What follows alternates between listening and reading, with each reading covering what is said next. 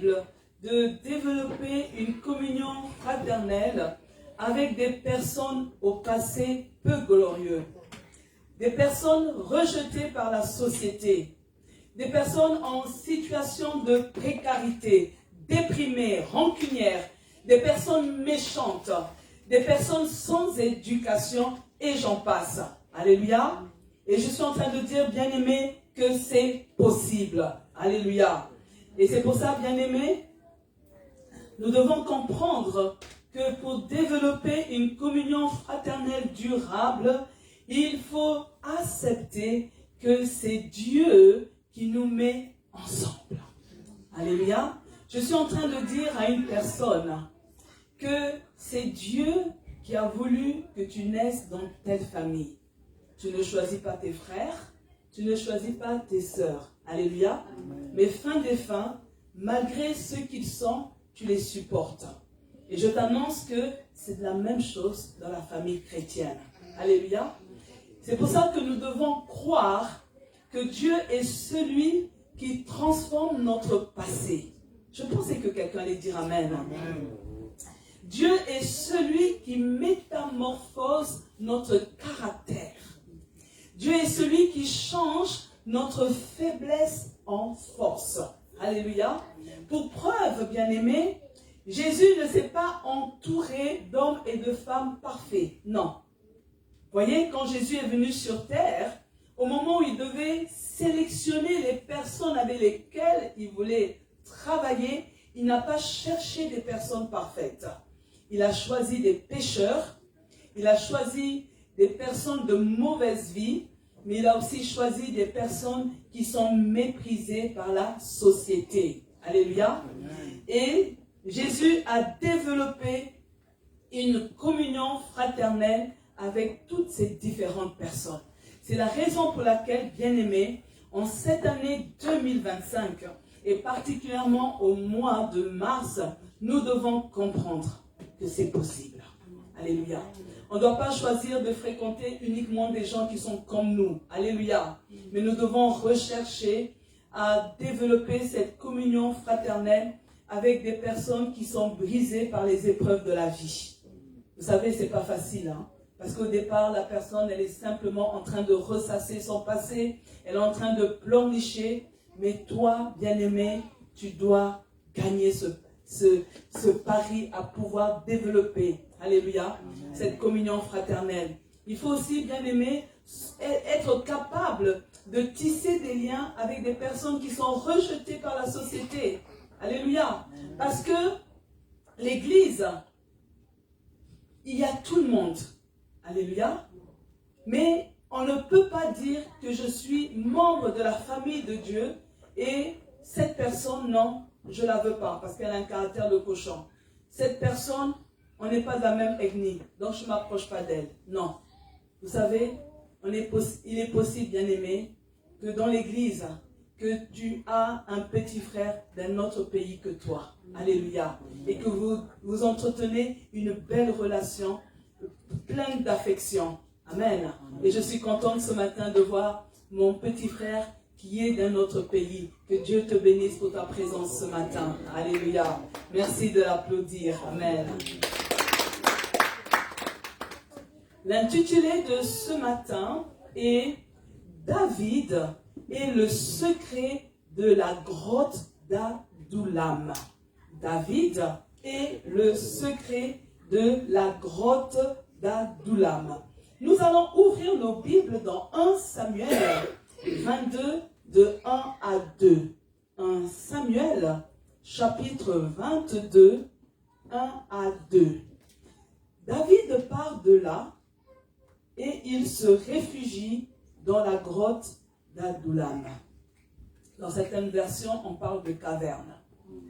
Ses frères et toute sa famille l'apprennent et ils viennent le rejoindre.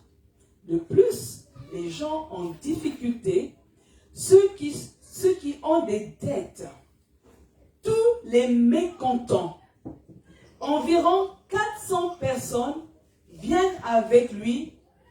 David devient leur chef. Alléluia. Vous voyez, le verset 1 commence David part de là. Et donc c'est important de comprendre le contexte. Donc avant de se retrouver dans la grotte d'Adullam, voici les principaux événements qui se sont produits dans la vie de David. Le premier événement bien aimé, c'est que David reçoit l'onction royale. 1 Samuel 16, 12 nous dit que Jessé le fit donc venir, il s'agit de David. Le jeune homme avait le teint clair, un regard franc et une mine agréable. Le Seigneur dit alors à Samuel, c'est lui, consacre-le comme roi. Alléluia. Et là, le premier événement de la vie de ce jeune homme, c'est que David est le choix de Dieu pour devenir le prochain roi en Israël. Deuxième événement qui se passe dans la vie de ce jeune homme, c'est qu'il tue Goliath. 1 Samuel 17, 50 nous dit, ainsi David triompha de Goliath et le tua, sans épée, grâce à sa fronde et à une pierre. Alléluia. Le jeune garçon a la victoire sur Goliath, alors que les hommes de guerre d'Israël avaient peur d'affronter ce géant. Ok? Troisième événement, il est menacé par le roi Saoul. Et là, vous avez des preuves dans 1 Samuel 18, 11.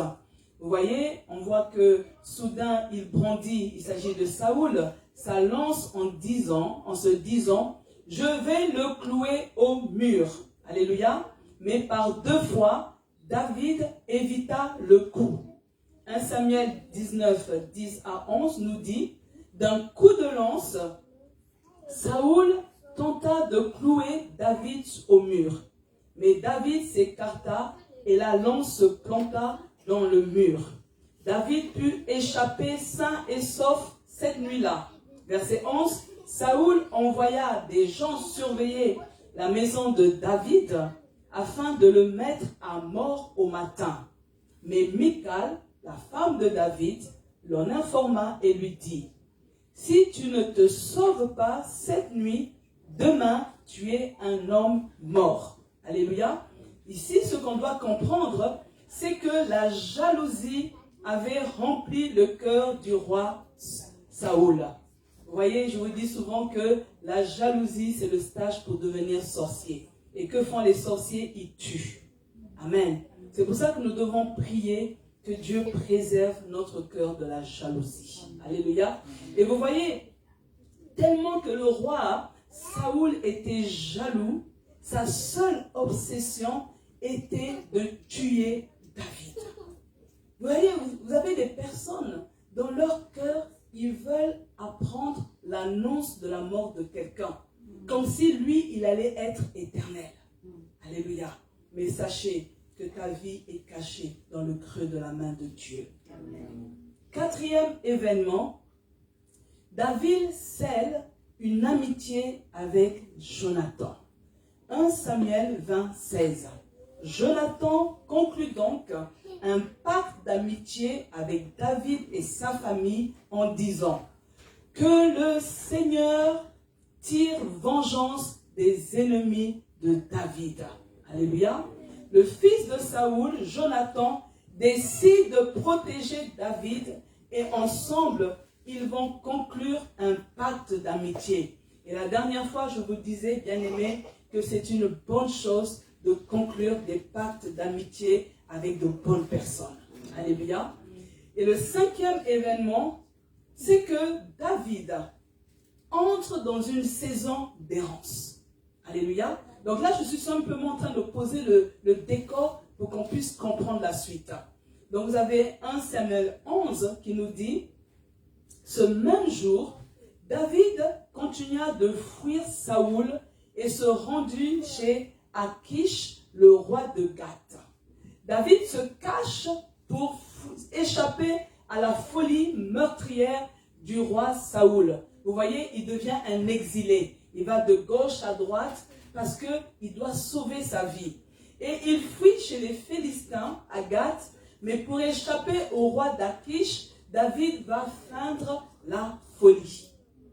1 Samuel 21, 16 nous dit, est-ce que, ça c'est le roi Akish qui parle, est-ce que je manque de fou que vous m'ameniez encore celui-ci pour me fatiguer avec ses extravagances? Parce que quand vous lisez les versets avant, on voit que David, il commence à baver, il se roule pour vraiment montrer qu'il est fou.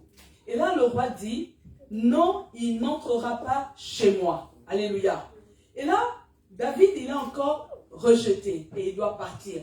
Vous voyez, quand il y a des guerres, quand les gens partent en exil, ils essaient de rentrer dans des pays pour pouvoir trouver, être accueillis. Mais parfois, leur demande d'asile est rejetée. Et donc, ces personnes rebelotes, ils cherchent encore un autre endroit. Et c'est ce qui se passait pour David. Et il va trouver asile dans la grotte d'Adullam. Alléluia. Maintenant, bien-aimés, quels sont les avantages de la grotte d'Adullam? Je suis en train de dire, bien-aimés, que lorsque tu passes par des situations difficiles, il faut que tu sois en mesure de trouver un lieu d'asile, comme cette grotte d'Adullam, qui va te procurer certains avantages. Finalement, David trouve refuge dans la grotte d'Adullam. Vous voyez, cette grotte est pour lui un lieu sécurisé. Alléluia. Cette grotte représente un abri contre ses ennemis. Alléluia. Je suis en train de dire, bien-aimé, que la grotte d'Adullam est une opportunité pour marquer une pause. À un moment donné, bien-aimé, dans ta vie, quand tu es en train de courir dans tous les sens, il faut que tu trouves un endroit où tu peux marquer une pause. Parce que lorsque tu marques la pause, c'est un moyen pour toi de plus te rapprocher de Dieu. C'est un moyen pour toi de plus méditer sur la parole de Dieu. Alléluia. Vous voyez, la grotte d'Adullam est idéale pour se ressourcer, pour se reposer, mais aussi pour réfléchir. Je suis en train de dire à une personne, tu ne peux pas passer les 12 mois de l'année sans avoir pris un seul jour pour réfléchir sur ta situation, pour réfléchir sur ta vie, pour chercher ce qui ne va pas, pour essayer de réfléchir les blocages que tu es en train de connaître. Alléluia. Il faut qu'à un moment donné, marquer une pause. Alléluia. C'est pour ça, bien-aimé, que la grotte d'Adullam, c'est un endroit de la restauration divine. Amen. Il se peut, bien-aimé, parce que les gens vont me dire, oui, mais ici à Bruxelles, où je veux trouver une grotte. Non. Tu peux même partir dans les Ardennes. Tu peux partir à la mer. Alléluia. Ou tu peux me dire, pasteur, je sais que nous avons la salle mardi. Est-ce que je peux avoir la clé? Parce que je voudrais rester 10 heures, 5 heures dans la présence de Dieu. Parce que j'ai besoin de me ressourcer. Vous croyez que je veux vous dire non? Un endroit où vous serez seul. Alléluia. Écoutez-moi, bien-aimés.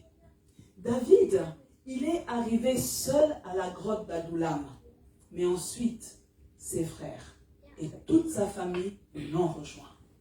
Et plus tard, 400 hommes sont venus encore rejoindre David.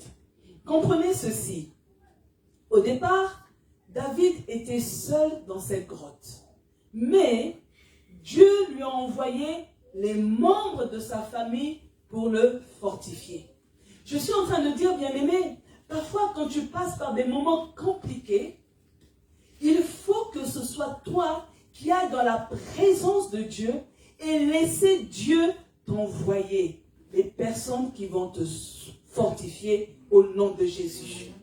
Dieu lui envoie de nouvelles personnes pour l'aider à atteindre ses objectifs. Quel était l'objectif principal de David? Il devait prendre le trône d'Israël. Alléluia. C'était compliqué. Il était le choix de Dieu, mais on voulait tuer sa vie à cause de l'onction royale qu'on a déposée sur lui. Alléluia. Mais qu'est-ce que Dieu fait? Il lui envoie des personnes qui vont le tirer vers le haut pour que cet objectif soit atteint au nom de Jésus. Je suis en train de dire ce matin que quand les gens t'abandonnent, ne désespère pas. Je pensais que quelqu'un allait dire Amen. Amen. Ne désespère pas. Pourquoi? Parce que Dieu est capable de te connecter avec des personnes fidèles et loyales. Alléluia.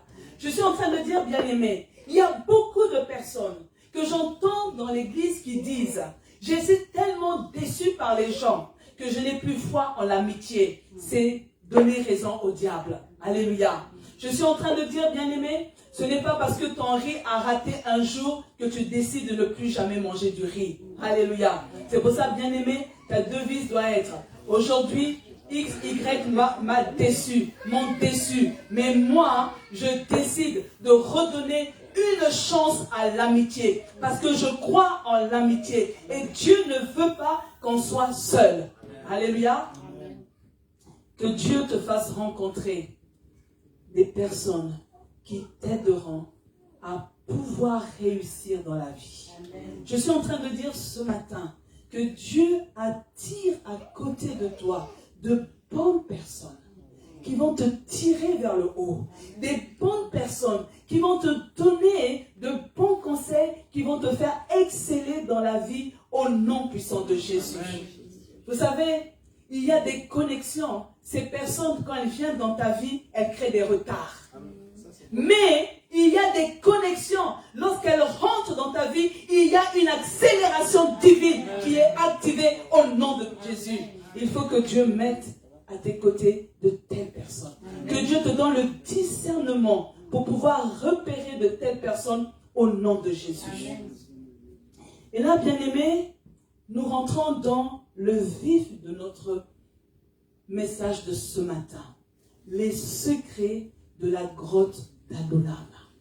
La question qu'on veut se poser, c'est de se dire comment David, ses frères et toute sa famille sont-ils parvenus à vivre en communauté avec 400 hommes de divers horizons.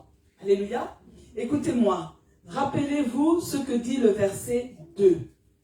De plus, des gens en difficulté, des endettés, des mécontents, en tout 400 personnes environ, se rassemblent autour de lui et il devient son chef.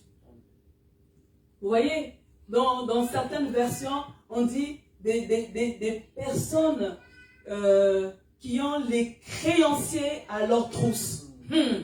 Va fréquenter ce genre de personnes. Écoutez-moi, bien-aimés. Le premier secret, c'est qu'il faut savoir cohabiter harmonieusement malgré les divergences. C'est le premier secret. Au sein d'une communauté, bien-aimés, on dénombre des gens avec des personnalités différentes. J'ai envie de dire, bien-aimés, que lorsqu'on a une foule, on retrouve les caractéristiques des 7 nains. Oui. Vous avez qui comme nain? Ou les schtroumpfs? Voilà, vous avez grincheux, oui. Vous avez le dormeur, vous avez le timide, vous avez le hatchou, vous avez le dormeur, vous avez le flemmard. Donc vous voyez, toutes ces caractéristiques-là, vous avez le prof, celui qui sait tout, mais toutes ces caractéristiques-là sont dans la communauté. Et ils étaient là dans la grotte d'Adullam. Alléluia. Vous avez des gens qui ont des expériences précises.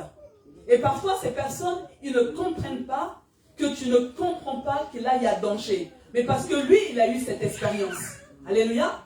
Vous avez des personnes qui ont eu l'expérience dans la gestion financière. Mais ils ne comprennent pas que toi, tu ne sois pas capable de comprendre que mettre 1 euro chaque jour de côté, ça va te faire 30 euros à la fin du mois. Ils ne comprennent pas. Alléluia. Ils ne comprennent pas que toi, tu dises que non, moi j'attends d'avoir 500 euros pour épargner chaque mois. Mais lui, il te dit non, 1 euro là, c'est déjà une épargne. Vous avez des personnes avec des caractères particuliers. Mais eux, ils vous disent que non, moi je ne suis pas compliqué. Mais ils ne réalisent pas qu'ils ont un caractère de cochon. Mais pourtant Dieu, malgré toutes ces différences, Dieu nous invite à vivre ensemble en communauté. Alléluia. Dieu, il ne se trompe pas. Il sait qu'il n'y a pas de photocopie. Alléluia. Il sait que ma manière de penser n'est pas la même manière de penser de Emma. Mais il veut que malgré tout, que nous soyons en communion. Alléluia. Mais maintenant, bien-aimés, l'Église est notre grotte d'Adullam. C'est le lieu où Dieu met ensemble des chrétiens pour apprendre à cohabiter harmonieusement malgré leurs divergences. Alléluia. Je suis en train de dire, bien-aimés, que nous tous ici, nous devons faire l'effort d'apprendre à cohabiter pour pouvoir réussir cette communion fraternelle durable. Voici ce que Romains 12, 4 à 5 nous dit. Nous avons un seul corps, mais avec plusieurs parties qui ont toutes des fonctions différentes. Le verset 5. De même, bien que nous soyons nombreux, nous formons un seul corps dans l'union avec le Christ et nous sommes tous unis les uns aux autres comme les parties d'un même corps. Alléluia. Vous imaginez si la main dit, toi, pied, j'ai pas besoin de toi. Alléluia. La figure dit, toi, main, ne me parle pas. Et comment elle va être lavée? Alléluia. C'est pour ça, bien-aimés, nous devons comprendre que nous avons chacun une fonction unique. Mais nous avons besoin des autres pour accomplir la mission de Dieu. Alléluia. J'ai besoin de Karine pour réussir ce que Dieu m'a confié. J'ai besoin de chacun d'entre vous pour amener l'Église à une certaine dimension au nom de Jésus. C'est pour ça, bien-aimés, dans l'Église, tous les membres, même les enfants, sans exception, ont leur importance aux yeux de Dieu. Alléluia. Ces enfants sont appelés à grandir. Mais si nous les frustrons, ils seront dégoûtés de l'Église. Alléluia. Écoutez-moi ce matin. Avez-vous déjà vu dans une équipe de foot qu'elle soit uniquement constituée de buteurs? Les amateurs de foot, dites-moi. Alléluia. Je commence à m'intéresser au foot depuis que j'ai un footballeur. Mais j'ai l'impression que ils sont combien? 11, hein? Est-ce que parmi tous les 11, tout le monde est buteur? Non. Il faut un entraîneur. Il faut un gardien. Il faut des attaquants. Il faut des défenseurs. Mais maintenant, quand celui qui marque le but et ils ont la victoire c'est pour toute l'équipe. Alléluia. Donc on n'est pas là en train de dire, ah mais pourquoi c'est seulement lui qui doit marquer le but? Non. Chacun connaît son rôle. Alléluia. Le rôle que tu as, fais-le à perfection. Et le succès sera pour tout le monde. Alléluia. Le problème dans nos églises, nous voulons simplement avoir un rôle visible. Mais vous savez, il y a les rôles qu'on fait dans le secret qui impactent beaucoup. Au Burkina, il y avait, vous voyez là-bas, dans les églises, vous avez des personnes hyper âgées de plus de 100 ans. Et il y avait une vieille dame qui avait environ 100 ans, qui paraissait quelconque dans l'église. Alléluia. Et le jour qu'elle meurt, il y a maintenant des blocages, des choses qui ne vont pas. Quand elle était en vie, il y avait des bénédictions, il y avait des grâces. Et le pasteur interroge Dieu, qu'est-ce qui se passe?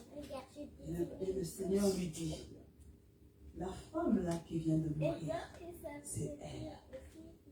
c'est elle qui maintenait le ciel ouvert sur l'église. C'est elle qui maintenait que les bénédictions tombent sur l'église. Elle le faisait en secret. Et vous étiez en train de bénéficier. Elle a fait wow. Vous voyez? Et les gens, ils aiment simplement, oui, on doit me voir devant la caméra. On doit voir que c'est moi qui ai le micro. Mais ce que tu fais dans le secret a aussi autant de valeur que ce que les gens voient. Et je suis en train de dire même que ce que tu fais dans le secret a plus d'impact.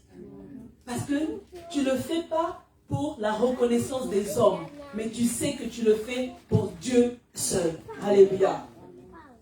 Je suis en train de dire, bien-aimés, que nous devons connaître les défis à relever pour pouvoir cohabiter harmonieusement ensemble. Alléluia.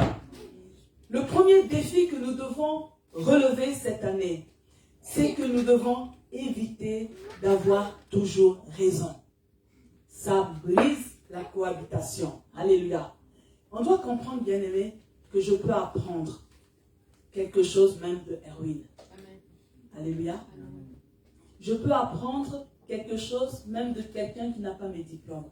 Il peut m'apprendre quelque chose. Parce que je reconnais que l'Esprit de Dieu habite en cette personne. Alléluia. Je suis en train de dire qu'il faut éviter de grossir les défauts des autres.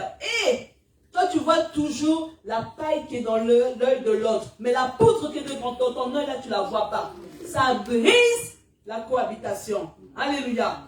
Ne crois pas que c'est toi qui es parfait et que les autres, eux, ils sont des démons. Non. Il faut éviter de juger les autres avec sa balance. Ça, les chrétiens, ils sont forts. Ils adaptent les jugements selon leur situation. Non. On ne doit pas adapter les règles à notre convenance. Alléluia. Dieu nous demande d'être droit. Amen. Il faut éviter de mépriser les autres. Vous voyez, ça c'est quelque chose de très fin. Je ne salue que ceux qui ont l'air d'être propres. Alors que la Bible nous dit, saluez-vous par un saint baiser. Un tel qui dit, non, non, non, celui-là est schlingue là. Moi, je lui tends la main ou je lui dis bonjour comme ça. Non. Ou tu embrasses tout le monde ou tu embrasses personne. Mais vous voyez, même dans l'église, où c'est parfois choquant, il y a des personnes, ils trouvent un groupe de 5, on fait la bise à 2, et les autres, c'est où tu embrasses tout le monde, ou tu dis seulement bonjour de la bouche, ou tu serres la main à tout le monde. C'est quoi ça? Alléluia. Toi-même, tu souffres de ça lorsque les autochtones de ce pays te le font. Maintenant, quand tu arrives dans l'église, tu veux montrer que tu es plus blanc que blanc. Nous tous, on est des Bunti. Mais quand même, alléluia. N'oublions pas les valeurs. Amen. Alléluia. Amen. Je suis en train de dire ce matin que Dieu nous aide à relever tous ces défis afin de cohabiter avec les autres. Deuxième défi, savoir gérer les crises internes. Alléluia. Écoutez-moi, avec autant de personnes rassemblées dans la grotte d'Adullam, il devait y avoir inévitablement des tensions, des disputes, des malentendus, des jalousies, des plaintes, des conflits d'intérêts et j'en passe. Et vous voyez, toutes ces choses, quand elles arrivent dans un groupe, ça peut affaiblir l'unité. Mais Paul révèle que chaque membre de la communauté doit faire un effort pour maintenir l'unité. Alléluia. Je suis en train de dire que ce n'est pas seulement une personne qui doit payer le prix. Chacun de nous devons payer ce prix pour l'unité. Voici ce que Éphésiens 4:3 nous dit. Efforcez-vous de maintenir l'unité que donne l'Esprit Saint par la paix qui vous lie les uns aux autres. Alléluia. Écoutez-moi, chacun a quitté sa maison. Pas pour venir voir un défilé de mode, pas pour venir dans un groupe d'amis, mais parce que c'est Jésus de Nazareth qui nous unit. C'est le Saint-Esprit qui est notre lien. Alléluia. C'est ça qui a motivé notre cœur à écouter notre sommeil. Alléluia. Et si je comprends ça, je dois faire l'effort. Alléluia. Il y a un effort à faire. Alléluia. Chacun doit mettre du sien pour entretenir l'unité au sein de la communauté au nom de Jésus. Et vous savez quoi, bien-aimés? C'est que une telle unité attire la bénédiction de Dieu. Si vous ne le savez pas, bien-aimés, quand il y a l'unité dans l'église, la bénédiction de Dieu coule. Le psaume 133, je lis le verset 1 et le verset 3. Il nous dit, verset 1, « Ah, qu'il est bon, qu'il est agréable pour des frères d'être ensemble. » Vous voyez, on donne cette appréciation lorsqu'il y a l'unité. Il est doux et agréable pour des frères d'être ensemble. Alléluia. Le verset 3 dit, « C'est comme la rosée qui descend du mont Hermon sur les hauteurs de Sion. Car c'est là, à Sion, que le Seigneur donne sa bénédiction, la vie pour toujours. » Alléluia. Nous voulons que Dieu nous donne la bénédiction et forçons-nous à maintenir l'unité. Alléluia. C'est pour ça, bien-aimés, pour y arriver, les membres de la communauté doivent mettre Jésus au centre. Alléluia. Lorsque Jésus est au centre de notre vie, nous sommes motivés à respecter les ordonnances de Dieu. Nous sommes motivés à écouter les enseignements que nous rappelle le Saint-Esprit. Alléluia. On ne fonctionne pas comme les gens du monde, mais on fonctionne comme un membre de la nation céleste au nom de Jésus. C'est pourquoi, bien-aimés, quand les membres de la communauté prient ensemble, ça permet de renforcer les liens. Alléluia. Parfois, tu n'as même pas besoin d'aller, parce que vous voyez, il y a des personnes qui ont dit qu'il faut prier ensemble, et disent, oui, mais la personne ne m'a jamais donné un sujet de prière. Ah, quand tu regardes Karine, tu ne vois pas qu'elle veut se marier? Tu peux prendre un jeûne par semaine. Alléluia. Hein? Tu ne veux pas que Elsa ait un chéri? Hein? Quelqu'un qui va l'appeler bébé, amour, chou, carotte. Alléluia. Mais tu n'as pas besoin qu'elle vienne te le dire. Alléluia. Il faut que toi-même, tu dises que là, moi Seigneur, je vais payer le prix de la prière pour ça. Et vous savez, là, tu n'auras même pas ouvert ta bouche. Mais le Saint-Esprit va remplir le cœur de cette personne d'amour pour toi parce qu'il y a quelque chose. Vous voyez, vous savez, vous êtes deux fois avec quelqu'un, vous pensez que la personne vous aime bien.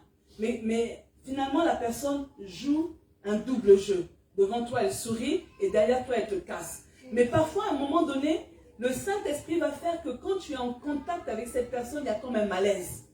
Alléluia. Mais vous savez, dans l'autre sens aussi, c'est ça. Quand tu es en contact avec la personne qui prie pour toi, tu te sens bien. Amen. Et nous tous là, nous avons un sujet de prière. Notre bien-aimé s'est marié, non? Nous voulons cette année porter des bébés. Alors prends un jour de jeûne. Hein? Prie là qu'elle ait des triplés. Elle a assez de force là pour avoir des triplés, des jumeaux. Alléluia. Donc ne me dites pas que vous n'avez pas de sujet de prière. Alléluia. Il y a un sujet de prière. Hein, Erwin? Tu dois prier. Tu ne veux pas porter les enfants de Tata Emma? Mais voilà. Hein? J'ai dit à Tata Emma, j'ai dit, dans l'église, là, il y a tous ces gens-là, ils vont porter les bébés. Ils viendront faire le bébé sitting. Hein? Tu imposes. Hein? Gédéon, j'aime bien les petits enfants, non? Tu iras donner les biberons là-bas. Alléluia. Hein? Malaïka, tu aimes les bébés, hein? Voilà. Donc, elle peut nous faire même 4 bébés en une fois. Il y a les mains. Il y a la main d'œuvre gratuite. Alléluia. Alors, bien aimé, lorsqu'on parle qu'au niveau de la communauté, nous devons savoir gérer les conflits, mais il faut aussi que nous puissions être au courant des défis à relever. Alléluia. On doit découvrir quels sont les défis que je dois relever pour gérer les crises au sein de la communauté. Le premier défi, bien-aimé, il faut éviter la rancune. Ah là là. Il y a des personnes, elles vont se faire du mal tout simplement. Oh, quand j'arrive à l'église, c'est toujours moi qui commence à dire bonjour. So what? Dieu t'a aimé le premier. Il n'a pas attendu que tu ailles vers lui. Alléluia. Et ça, parfois, ça tâche. Parce que, oui, c'est toujours moi, c'est toujours moi. Ce n'est pas grave. Va, tu dis bonjour. Amen.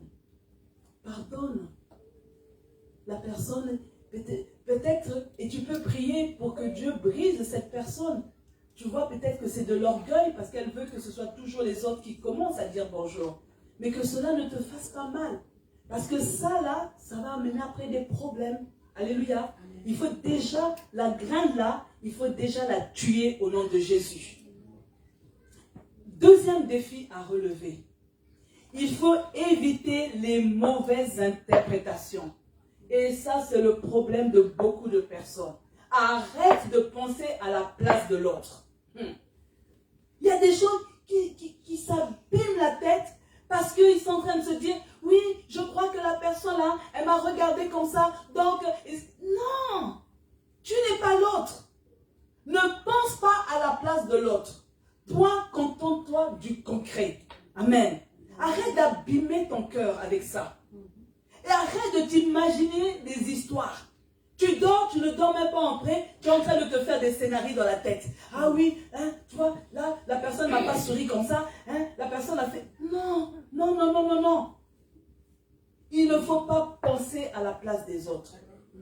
Ça doit être notre devise. Alléluia.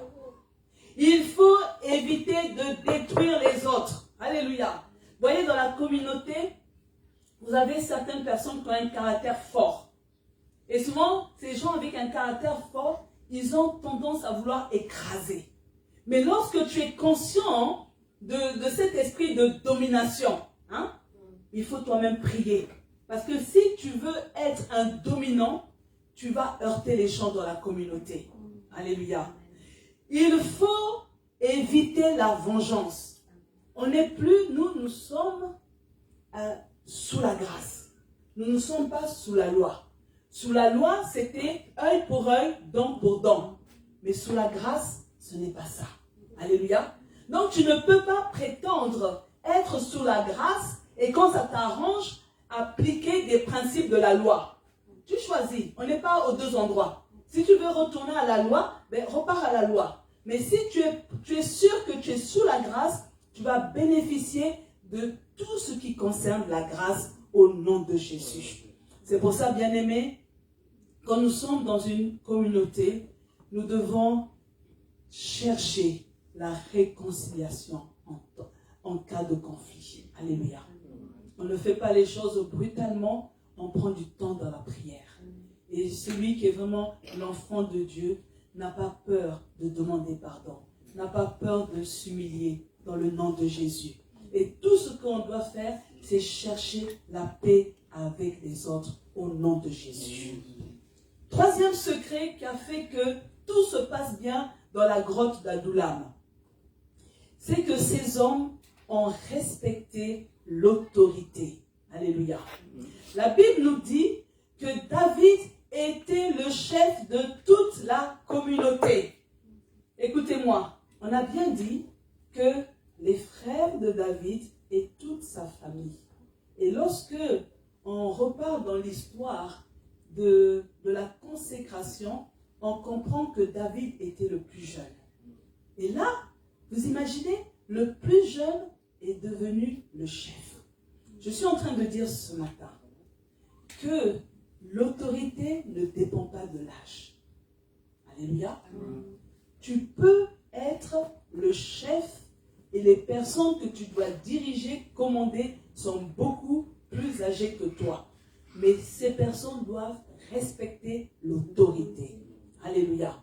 Je suis en train de dire que David, dans sa qualité de chef, avait la charge de prendre des décisions.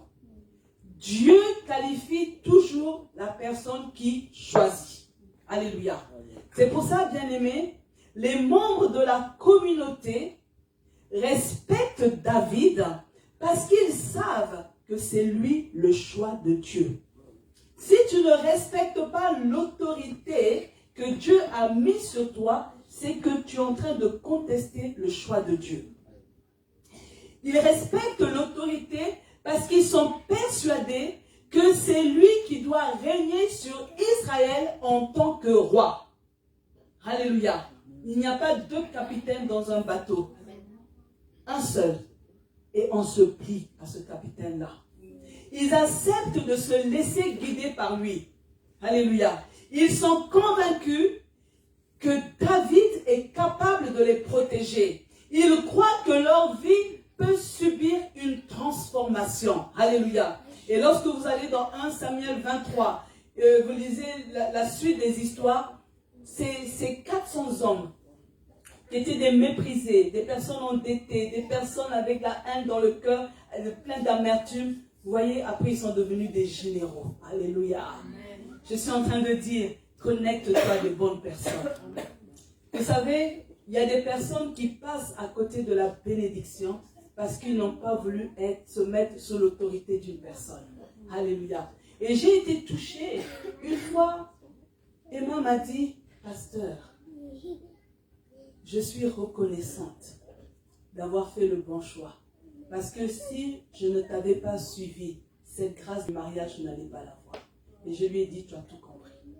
Alléluia.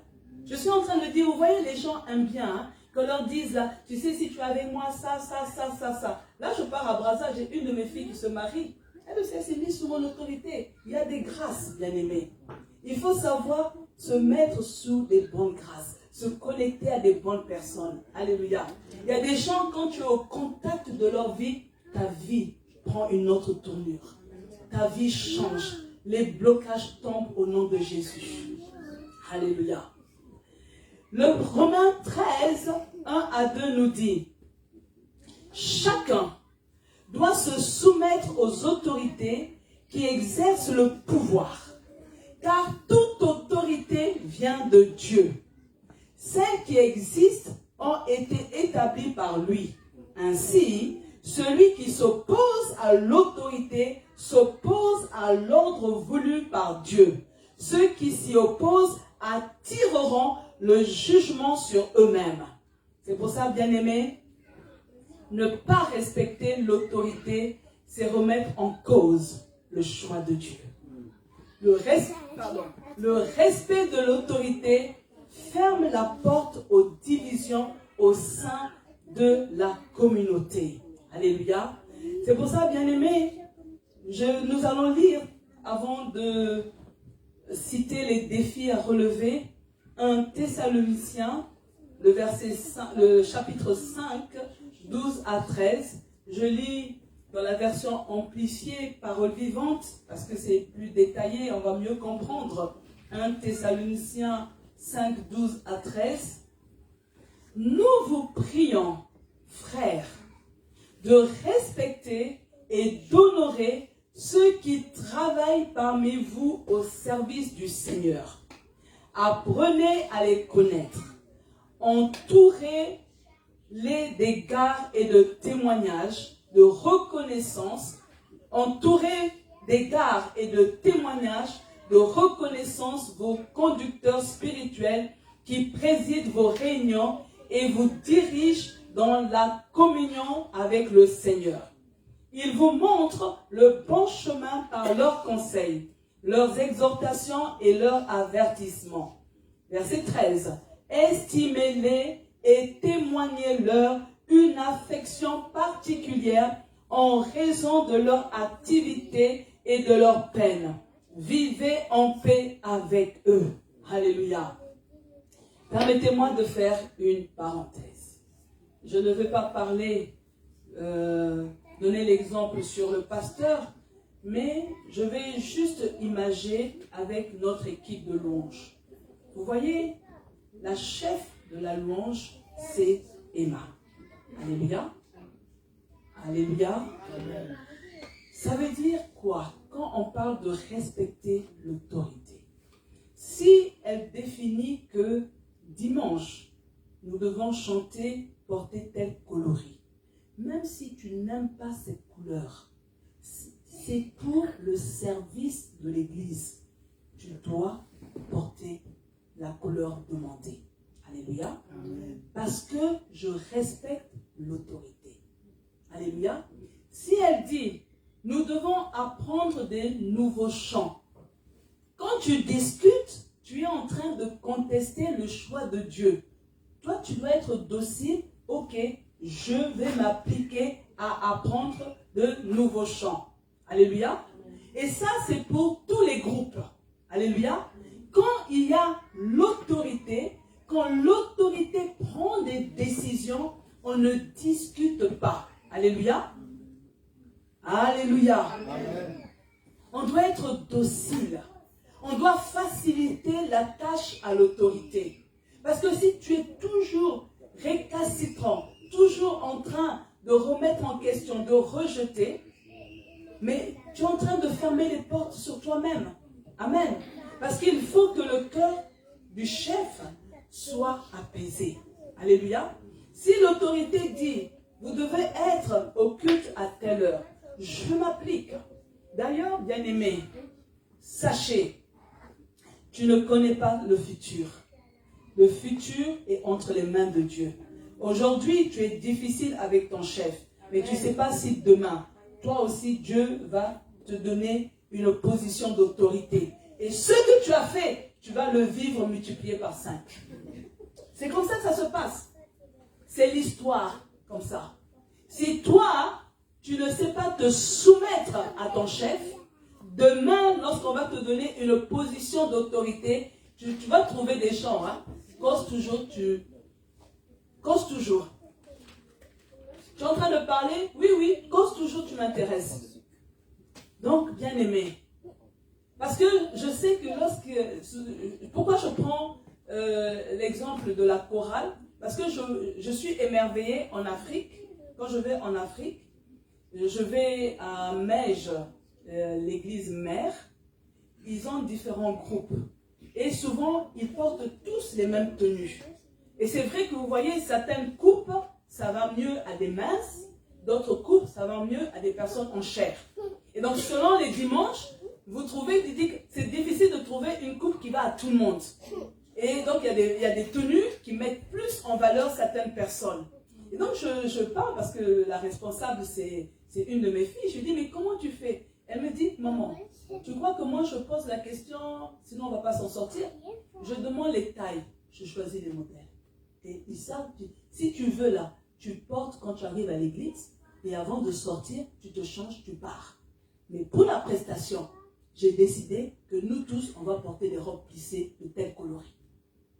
Et moi, je dis, chez nous en Europe, là, c'est compliqué. Elle dit, pourquoi c'est compliqué?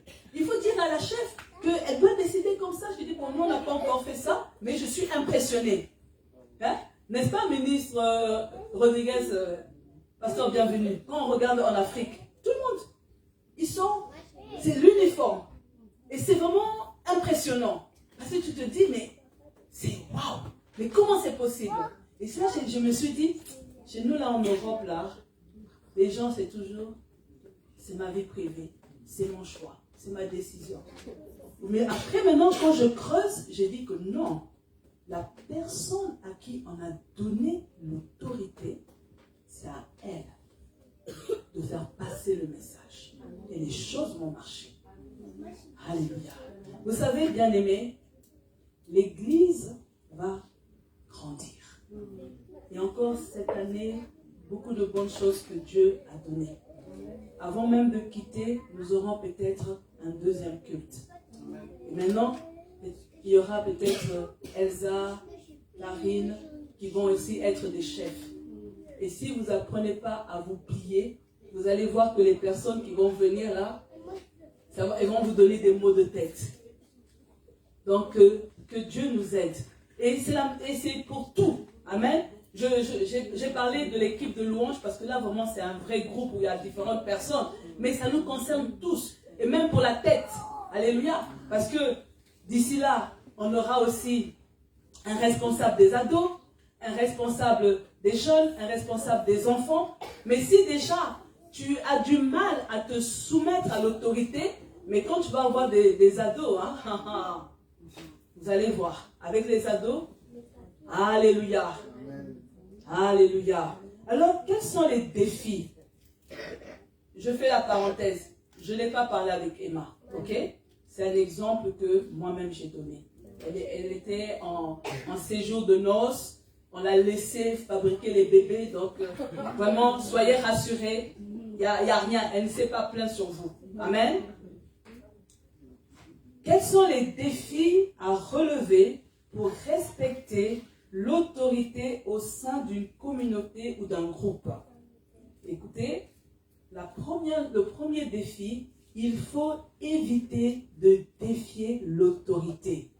Je vous apprends que c'est dangereux de penser être l'égal de l'autorité.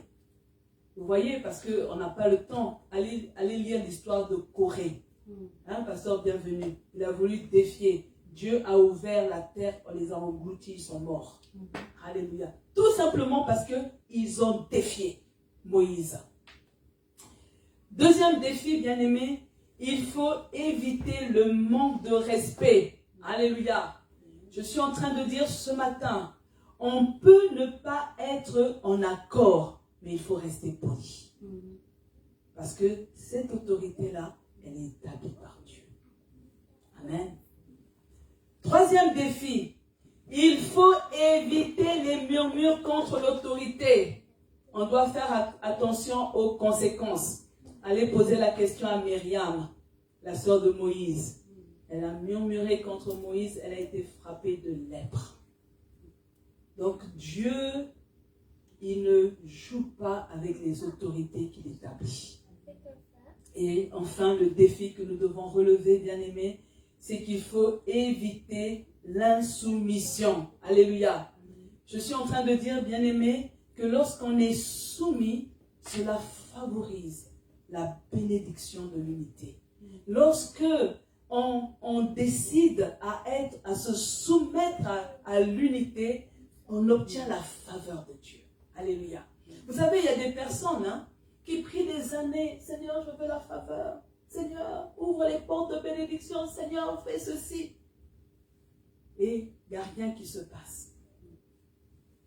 Et lorsque vous faites l'entretien et vous remarquez que son gros problème, son blocage, c'est l'insoumission. Alléluia. Le respect de l'autorité attire la gloire de Dieu sur nous. Amen. Alors, nous allons conclure. Si on peut m'appeler ministre Rodriguez. Que Dieu nous aide à comprendre l'importance de construire une communion fraternelle durable. Alléluia. Vous voyez, ce mois-ci, parce que ces jours-ci, j'ai dit à mes prédicateurs, vous reprenez le relais, et souvent on se dit, je veux parler de quoi? Il y a beaucoup de choses, alléluia, sur la communion fraternelle. Amen. Il y a beaucoup de choses. Alléluia. Il y a l'église primitive, il y a l'histoire de Ananias et Séphara, donc les dangers. Alléluia. Et c'est pour ça, bien-aimés, nous devons vraiment nous appliquer à comprendre que c'est important de construire une communion fraternelle durable. Amen.